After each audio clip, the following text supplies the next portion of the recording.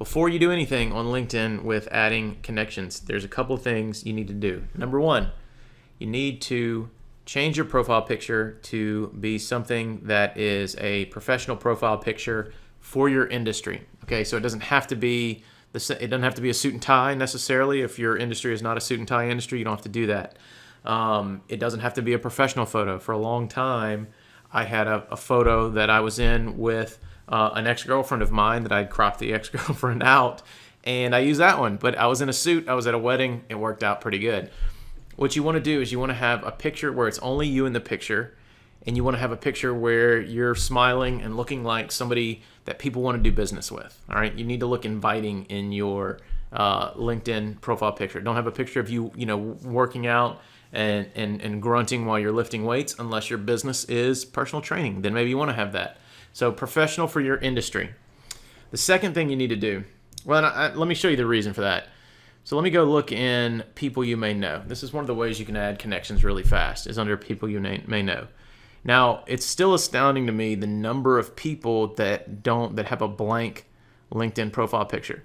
Now, even if I know this person, I'm not necessarily going to connect with them because I just don't know if this is the person or if this is a fake account or whatever. I mean, you can see the number of people that still have blank profile pictures, and it's astounding, like a whole row of people.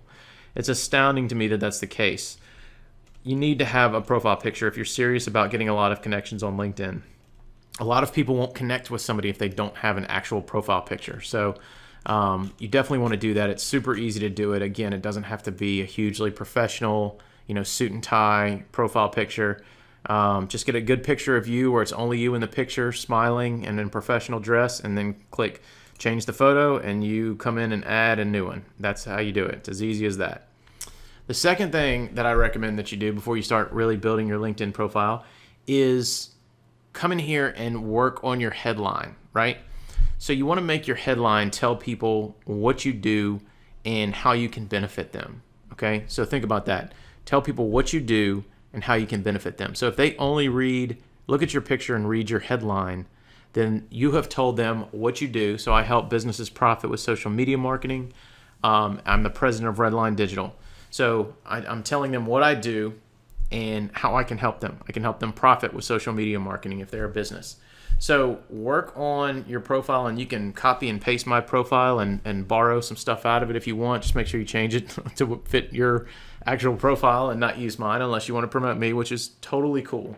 But you want to work on this before you start adding a bunch of connections, because use the opportunity of adding connections as a way to sell people on what you do for them. If you're looking for clients, tell them how you can help them.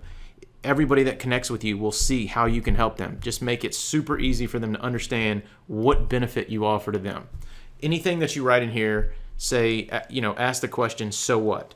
If I was just the president of Redline Digital, if that was my only thing in here, so what? What does that mean to somebody? How can I help them? Because people are ultimately in it for themselves. They want to see how you can help them. And you will get a substantial amount of business just by doing this, I promise. So update your profile picture, update your headline before you start adding a lot of connections. So what we're going to do is we're going to go in and we're going to go through multiple steps to add a lot of connections. I'm going to go ahead and break the video here, and then we'll start with the 3 tips. So check out the next lecture. Thanks for watching.